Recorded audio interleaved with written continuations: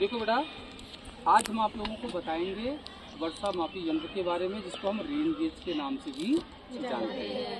ठीक है, किताबों में आप लोगों ने बहुत पढ़ा होगा।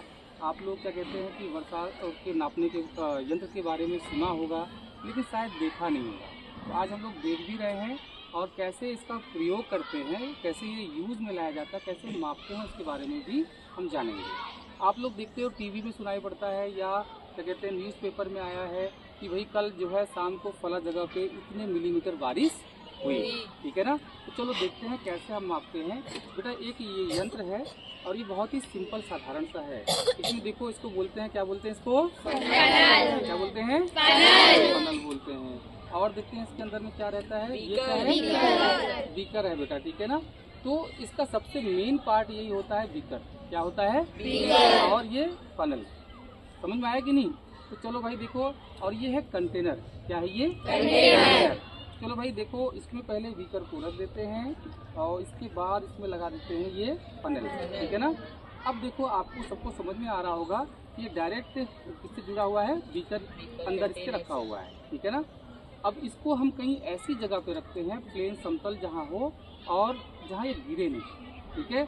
और साथ में ये प्रबंध कर देंगे, जैसे हवा हो या तेज पानी का बहाव हो, ऐसी जगह पे थोड़ा सा अवॉइड करेंगे, या रखेंगे भी तो इतना प्रबंध करेंगे ये गिरने ना पाए। चलो देखो, ये समतल जगह है, यहाँ रख देते हैं बेटा।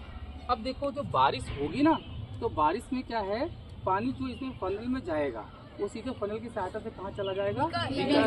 ठीक है ना। चलो हमको 1 घंटे में पता करना है कि कितने मिलीमीटर बारिश हुई।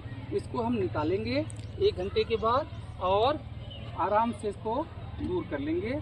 और देखो, सिंपल इसको बीकर को निकालेंगे और देखेंगे कि बीकर में कितना पानी आया है। तो जितने ml पानी आ गया, इसका मतलब उस दिन कितने उस घंटे में इतनी बारिश हुई। ठीक है ना।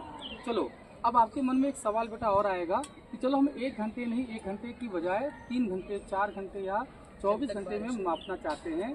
तो ये देखो, ये जो बीकर है ना, बीकर इसमें इसलिए रखा गया है कि जो एक्सेस वाटर होगा, अगर ये बीकर भर गया तो ये इसी में रहेगा, कंटेनर में रहेगा। और हम आराम से पहले नापेंगे किसको? जो आपका बीकर है उसमें कितने ml पानी है, उसके बाद नापेंगे कि इसमें कितना पानी आ गया। इससे हमको ये समस्या नहीं होगी कि भाई पानी एक्सेस हो गया तो कैसे इसको नापेंगे।